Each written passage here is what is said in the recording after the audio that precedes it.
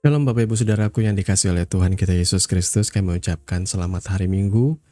Salam jumpa kembali di dalam program Khotbah Minggu Sunday Blessing. Bersama saya Billy Elia yang akan menyampaikan khotbah kebenaran firman Tuhan. Dengan harapan kita sekalian boleh bertumbuh di dalam iman, pengharapan, dan kasih oleh Yesus Kristus yang sudah menebus dan menyelamatkan kita. Di hari Minggu yang penuh dengan sukacita ini, di tanggal 15 Juni tahun 2025, khotbah atau renungan firman Tuhan akan mengangkat satu judul, membedah konsep Tritunggal. Nas firman Tuhan terambil dari Injil Matius pasal yang ke-28, ayatnya yang ke-19. Yang berkata, "Karena itu pergilah, jadikanlah semua bangsa muridku, dan baptislah mereka dalam nama Bapa dan Anak dan Roh Kudus." Amin. Mari kita sama-sama merendahkan hati dan berdoa sebelum kita mendengarkan kebenaran firman Tuhan. Bapa, di dalam nama Tuhan Yesus, saat ini kami mohon hikmat dan pengertian yang daripada Engkau Tuhan. Menerangi pikiran kami, mencelikan hati kami yang terselubung, supaya kami boleh dimerdekakan, supaya kami boleh dikuatkan oleh firman yang akan sama-sama kami renungkan di kesempatan kali ini. Jauhkan kami dari penyesatan, jauhkan kami dari pengertian yang liar, biarlah kami secara dinamis bertumbuh di dalam kebenaran firman-Mu. Di dalam nama Tuhan Yesus kami berdoa. Haleluya. Amin. Bapak Ibu Saudara yang dikasih oleh Tuhan kita Yesus Kristus, ya, di dalam khotbah minggu kali ini kita membahas sesuatu yang bisa dibilang ini adalah satu poin yang bisa dibilang landasan di dalam kekristenan. Ini konsep Tritunggal.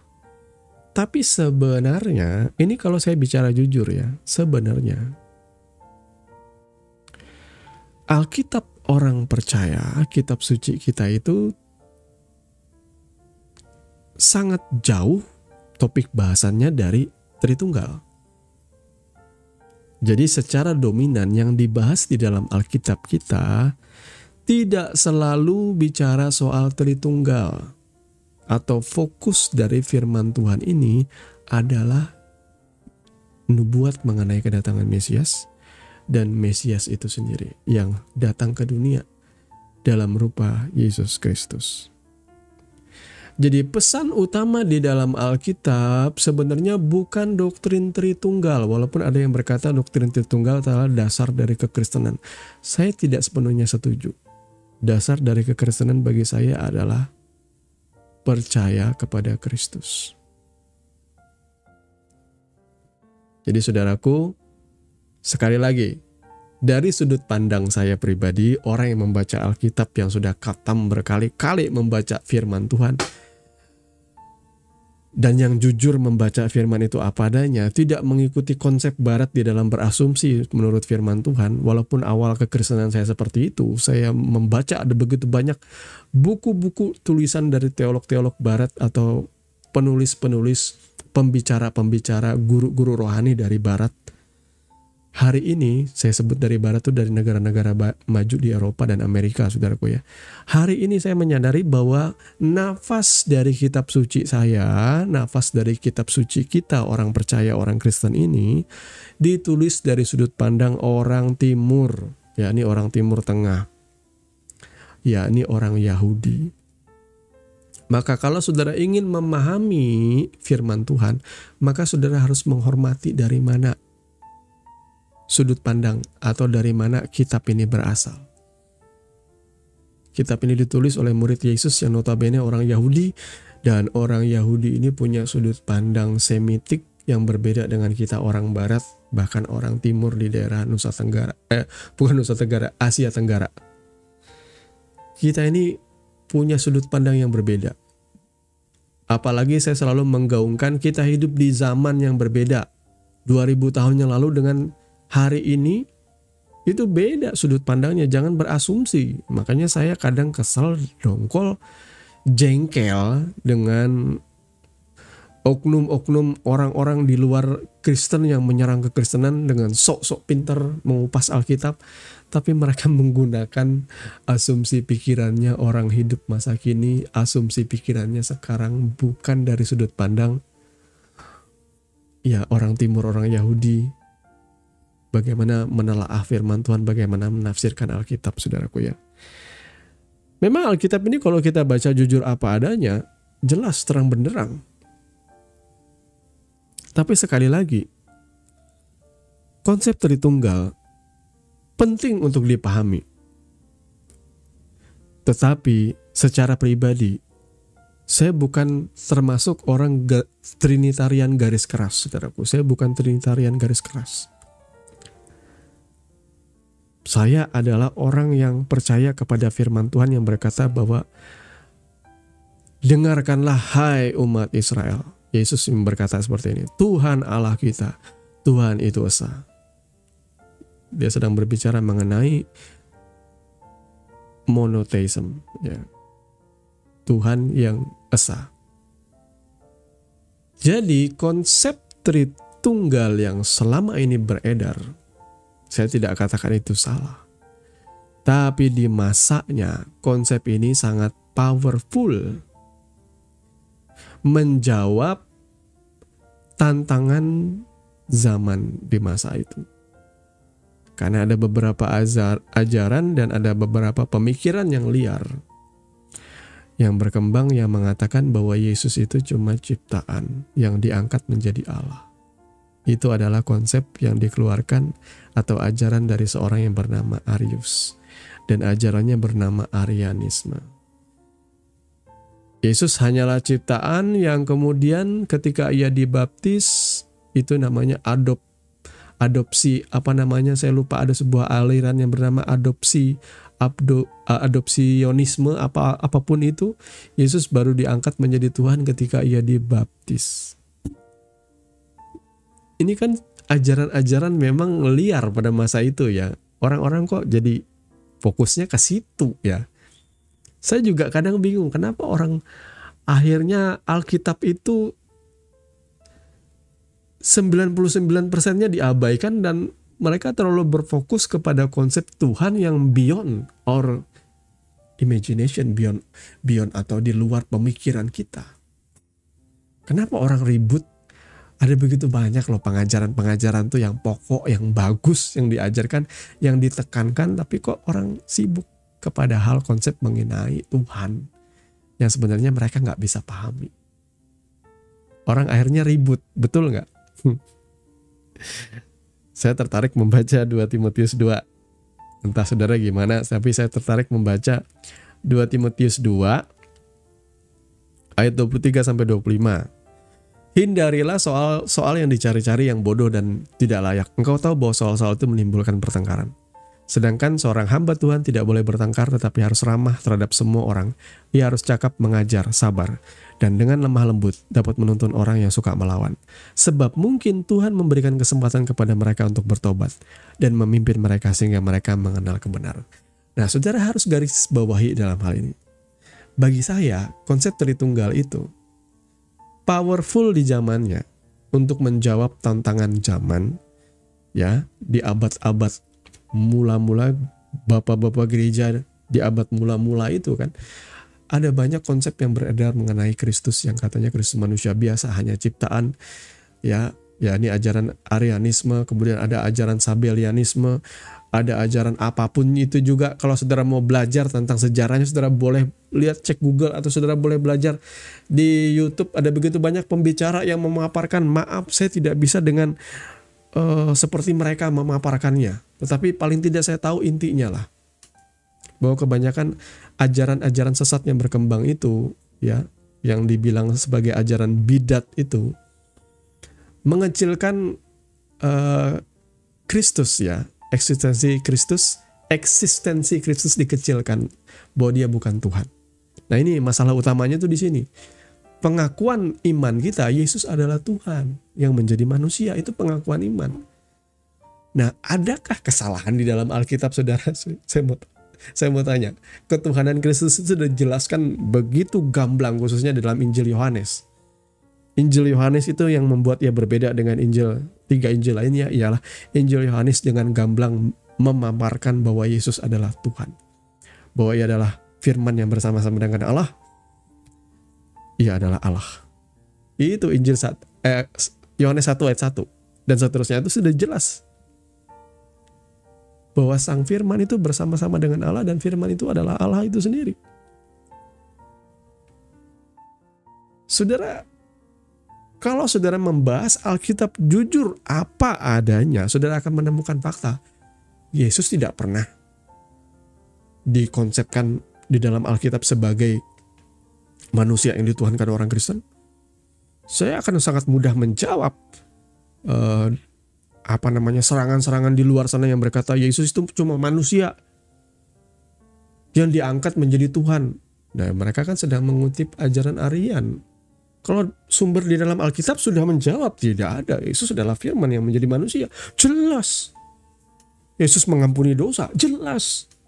Yesus bangkit. Ini yang orang bilang, kalau dia Tuhan kenapa dia mati? Lah, kan dia setelah mati bangkit. Dia naik ke surga. Tidak ada orang yang naik ke surga. Tidak ada orang yang turun dari surga selain dia yang berasal dari sana. Kamu berasal dari dunia ini. Aku tidak berasal dari dunia ini, kata Yesus. Kenapa? Karena dia berasal dari surga. Karena di sana ada tempatnya. Kita tidak tahu tempatnya di mana. Saudara boleh berargumen apapun, saudara tidak pernah masuk surga. Saudara tidak tahu. Jangan sok-sokan membahas soal surga. Saudara ya. Tetapi Yesus berkata dia bukan berasal dari dunia ini. Itu dengan jelas. Tidak ada orang yang turun dari surga selain dia yang berasal dari sana. Ya Yesus itu. Kalau Alkitab itu menjawab dengan tegas. Yang membuat banyak keributan itu kan yang sebenarnya rumusan-rumusan yang di luar Alkitab. Yang dirumuskan oleh ya pemimpin-pemimpin gereja pada masa itu. Itu kan yang diributkan orang, konsep Tritunggal itu kan. Kalau saya secara pribadi memahami Tuhan itu sederhana aja. Tuhan itu esa. Tapi hari ini orang yang memahami dengan sederhana dicap sebagai oneness lagi. Waduh, oneness pula kan. Sakit kan kita. Anak Yesus, Bapa dan Roh Kudus adalah satu. Wah, sesat kamu, oneness. Saya bingung, kan memang mereka satu ya. Cuma digambarkan di Alkitab supaya Yesus itu berbicara seperti itu. Karena gimana ya, Yesus itu kan Tuhan ya. Saya ada mendapat sebuah konsep yang menarik ya. Kalau seandainya katakanlah saya itu jadi Tuhan ya. Saya jadi Tuhan, terus saya lihat dia dalam akuarium saya ada begitu banyak ikan. Ada begitu banyak ikan di dalam akuarium saya. Saya ini dapat ilustrasi dari seorang hamba Tuhan seperti itu. Di dalam akuarium itu kan ada banyak ikan, banyak sekali ikan. Lalu bagaimana ya supaya ikan ini ngerti saya? Ya saya harus jadi ikan lah. Seperti itu. Saya harus jadi ikan. Ini kalau seandainya ikan-ikan itu bisa ngomong, saudaraku ya. Tapi kayaknya enggak ya. Tapi ini seandainya saja. Saya jadi ikan. Lalu saya akan berbicara kepada ikan-ikan ini. Bagaimana cara saya berbicara kepada ikan-ikan? Ya dalam pola pikir ikan. Nanti kalau saya ngomong, hai, saya ini sebenarnya manusia. Saya ini sebenarnya manusia, iya. Saya mau jadi ikan. Kalian tahu nggak manusia itu seperti apa? Manusia itu punya kaki. Manusia itu punya telinga. Lalu ikan mulai mikir nggak? Dengan logikanya sebagai ikan. Mereka akhirnya memikirkan, kaki. Seperti apa ya kaki ya? Lalu mereka mulai melihat diri mereka sendiri. Mereka mulai membanding-bandingkan dengan diri mereka sendiri, dengan manusia sendiri. Ya inilah keterbatasan kita. Kita nggak akan pernah bisa memahami Tuhan ketika Tuhan berkata, aku dan Bapa adalah satu. Gimana masuk dalam pikiran kita? Kita nggak ngerti Tuhan, saudaraku. Ini perkataan-perkataan yang terlalu dalam, yang terlalu di luar pemahaman kita. Tetapi Yesus secara sederhana sedang berbicara dalam perkataan-perkataan yang kita pahami sebenarnya. Aku dan Bapa adalah satu. Kalau engkau menanyakan Filipus, bagaimana mungkin engkau bertanya tentang Bapa? Ketika engkau melihat aku, engkau sudah melihat Bapa. Lah, maksudnya apa sih? Siapa yang pernah lihat Tuhan? Tapi kalau Tuhan menjadi manusia, dia berkata, kamu sudah melihat Tuhan dengan melihat aku. Yesus adalah Tuhan ketika dia berkata seperti itu. Ya, apakah ketika Tuhan meninggalkan surga lalu dunia ini sepi, nggak ada Tuhan? Ya enggak lah. Itulah yang sesuatu yang beyond our imagination, beyond, di luar pemikiran kita, di luar logika kita.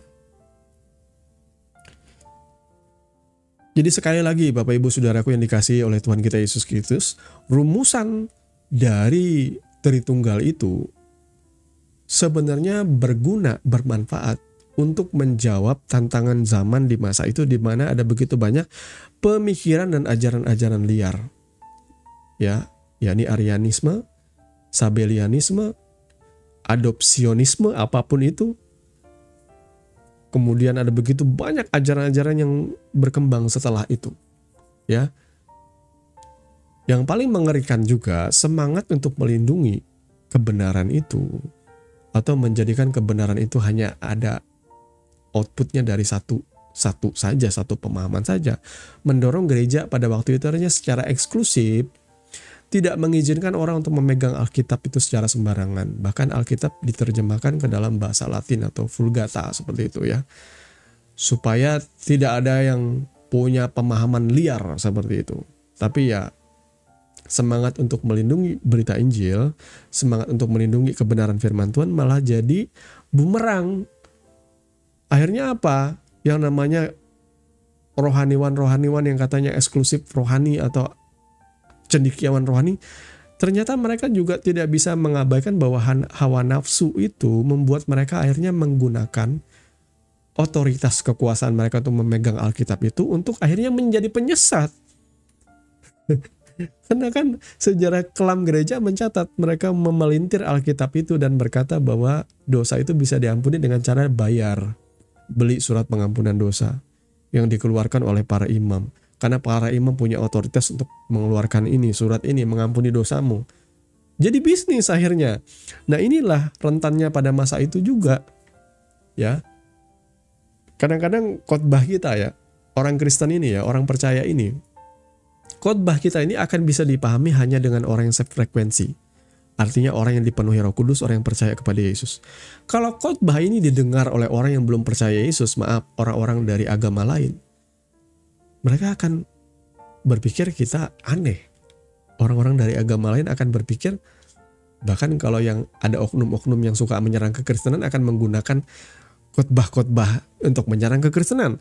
Tapi mereka salah berasumsi, karena mereka tidak punya dasar pemahamannya dalam pikirannya. Seperti itu, jadi pemikiran liar yang muncul.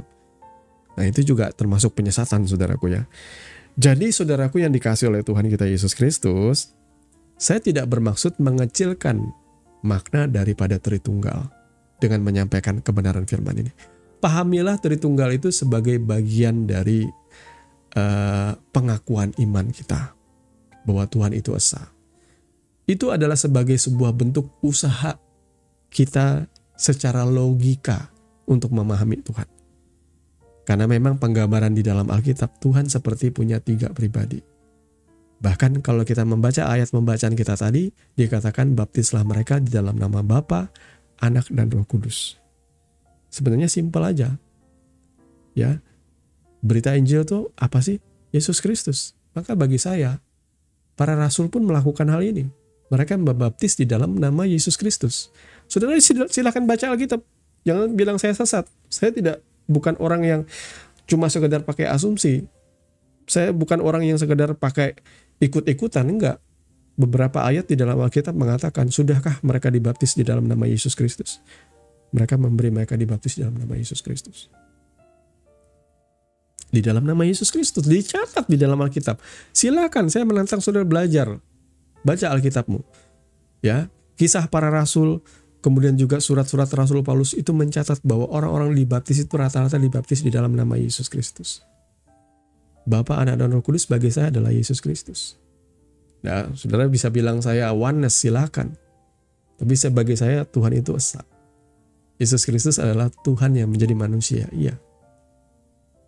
Tetapi pada akhirnya nama ini yang diberitakan oleh para rasul sampai kepada akhir zaman.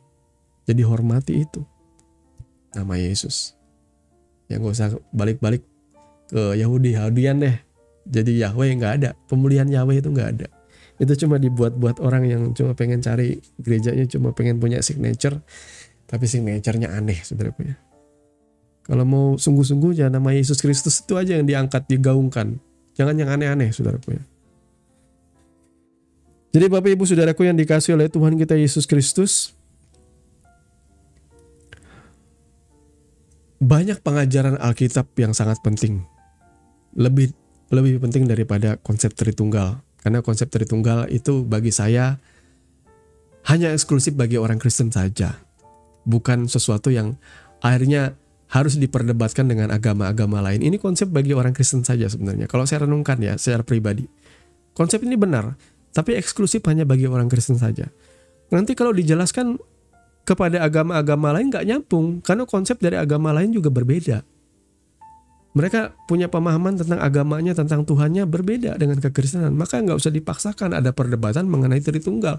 Bagi saya Tritunggal ini eksklusif bagi orang Kristen aja. Karena saya pribadi juga tidak terlalu meributkan masalah Tritunggal. Karena saya menghormati. Menghormati apa? Menghormati apa yang sudah dirumuskan oleh bapak-bapak gereja. Saya menghormati aja. Saya menghormati karena itu memberikan jawaban bagi masalah pada masa itu. Penyesatan-penyesatan yang berkembang pada masa itu akhirnya dijawab dengan pengakuan iman rasuli yang di dalamnya merupakan mematangkan rumusan daripada Tritunggal itu kan. Saudara mengucapkan pengakuan iman rasuli ya, pengakuan iman Nikea. Di dalamnya ada pengakuan keesaan Tuhan dan lain sebagainya. Saudara tentu hafal masing-masing, saudaraku ya. Ingatlah bahwa itu powerful di masanya. Tapi sekali lagi Alkitab bukan cuma soal itu. Karena itu kan berbicara soal eksistensi Tuhan ya, keberadaan Tuhan yang di luar imajinasi, di luar pikiran kita. Ngapain kita ribut dalam konsep atau rumusan tentang Tritunggal? Kita memahami Tuhan itu sulit, saudaraku. Lebih baik kita memahami firman Tuhan yang lain yang banyak sekali. 99% yang diabaikan. Jangan cuma sibuk dengan satu konsep ini tetapi mengabaikan hal yang utama. Kasih dan kebenaran dan segala pemahaman dalam Alkitab yang lain diabaikan. Ribut. Kalau saya pribadi enggak. Tuhan bagi saya dinamis. Saudara tentu ingat di dalam perjanjian lama Tuhan membuat perjanjian dengan bangsa Israel. Tiba-tiba 2000 tahun yang lalu Tuhan seperti mengubah perjanjiannya itu. Tapi enggak, dia sedang menggenapinya. Tapi ini adalah bukti kedinamisan Tuhan. Orang-orang Israel pada masa itu pasti mungkin berpikir sampai akhir zaman pasti akan jadi kayak gini. Bait suci akan tetap ada. Ternyata bait suci dihancurkan. Sehingga pusat peribadahan sakramental, pusat ibadah yang menopang hukum Taurat itu hancur. Maka hukum Taurat dengan otomatis saya katakan dibatalkan. Perjanjian pertama sudah tidak ada lagi. Akhirnya Yesus datang membawa perjanjian yang kedua. Perjanjian yang kedua, perjanjian baru ialah keselamatan oleh karena iman melalui kematian, penebusan Kristus di atas kayu salib. Seperti itu. Perjanjian yang pertama luar biasa kesetiaan Tuhan. Tetapi perjanjian yang kedua ini lebih kuat lagi. Perjanjian baru itu lebih kuat lagi, saudaraku. Dan Tuhan itu dinamis bagi saya. Ya. Jangan kita batasi Tuhan itu dalam pemahaman-pemahaman kita yang seperti dalam tempurung. Saudara, kita ini manusia ya, punya pikiran terbatas. Makanya saya tertarik dengan apa yang dikatakan, diajarkan oleh seorang hamba Tuhan. Kita harus belajar dari rabi-rabi Yahudi. Rabi-rabi Yahudi itu ada banyak. Dan mereka adalah orang yang sangat paham soal kitab suci, khususnya perjanjian lama. Jadi rabi-rabi ini dalam suatu pertemuan mereka suka memaparkan pendapatnya, bahkan perdebatan yang keras, yang sengit. Tapi saudara perlu garis bawahi, perdebatan itu tidak lantas mengadu konsep demi konsep, kemudian mana yang paling benar, enggak. Yang menariknya ialah perdebatan rabi-rabi itu di dalam memaparkan sebuah konsep atau ketika mereka menelaah firman atau membahas satu ayat firman yang sulit dipahami, mereka memaparkan apa pendapat mereka, lalu ditulis, dicatat di dalam bagian dari buku pendamping daripada Tanak, kalau tidak salah namanya Talmud ya. Di situ ada catatan-catatan dari rabi sepanjang masa. Jadi rabi ini berkata, konsep ini tuh gini. Sementara rabi ini berkata, ini tuh seperti ini. Jadi sudut pandang itu kaya. Nah, sebenarnya kalau ada orang dalam konsep memahami Tuhan, selama itu tidak menurunkan derajat Yesus menjadi bukan Tuhan, maka itu sah-sah saja bagi saya. Ya, selama orang mengaku Yesus itu adalah Tuhan, mau dia dikata oneness, dia tidak percaya kepada Tritunggal, saya percaya nggak masalah. Ini menurut saya ya. Saya bukan siapa-siapa mungkin. Ya silakan terus. Maju aja terus saudaraku. Selama saudara percaya Yesus adalah Tuhan. Kalau saya pribadi percaya bahwa Yesus Bapa dan Roh Kudus adalah satu, sudah. Mereka terlihatnya berbeda di dalam pribadinya. Tapi bagi saya cuma melihat satu kesatuan kok ini. Saya ini katam baca Alkitab, saya melihat Bapa, Anak, Roh Kudus itu satu aja saudaraku. Maka Yesus berkata, dengarkanlah hai umat Israel, Tuhan Allah kita, Tuhan itu esa. Makanya saya nggak pengen ribut soal Tritunggal, konsep Tritunggal. Bagi saya kalau saudara mau ngomong konsep Tritunggal, saudara jadi Kristen dulu deh, baru saya akan bahas. Ya, saudara nggak usah menjadikan itu perdebatan antar agama karena ini nggak masuk. Ya. Apapun yang dijelaskan di dalam perdebatan itu, orang kan cuma pengen cari salah. Saya lebih suka dengan orang-orang yang mau belajar. Dengan kerendahan hati, akhirnya mereka pasti akan bisa klop. Ya, dengan belajar firman Tuhan.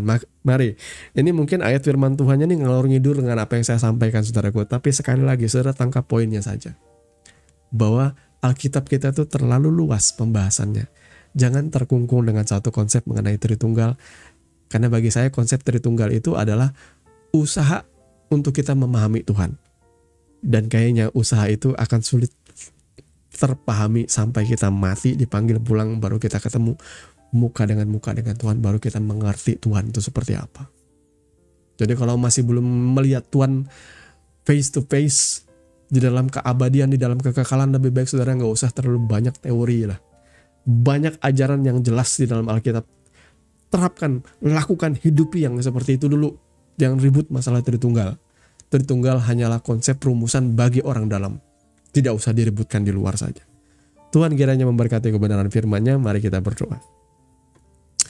Terima kasih Tuhan untuk kebenaran firman-Mu. Kami sudah belajar ya, dan kami mau mencerna dengan baik Tuhan. Apakah ini berasal daripada Tuhan, pengajaran ini? Kami percaya Engkau memberikan kami hikmat untuk kami boleh mengerti dan menempatkan porsi yang tepat untuk kami melakukan firman Tuhan. Mana yang urgent, mana yang terbuka terang benderang, mana yang sebatas hanya sekedar asumsi dan pemahaman sebata. Biarlah kami menghidupi firman-Mu, hidup dalam kasih, hidup dalam kebenaran, hidup dalam kesucian kekudusan-Mu Tuhan.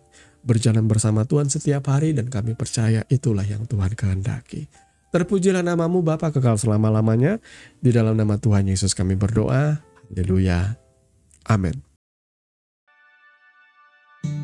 Bapak Ibu Saudara yang dikasihi oleh Tuhan kita Yesus Kristus, Anda baru saja mendengarkan kebenaran firman Tuhan yang kami percaya boleh menjadi dasar dan kekuatan di dalam setiap kehidupan saudara. Sampai bertemu di dalam renungan Sunday Blessing yang berikutnya. Kasih karunia di dalam Tuhan kita Yesus Kristus menyertai saudara sekalian. Shalom.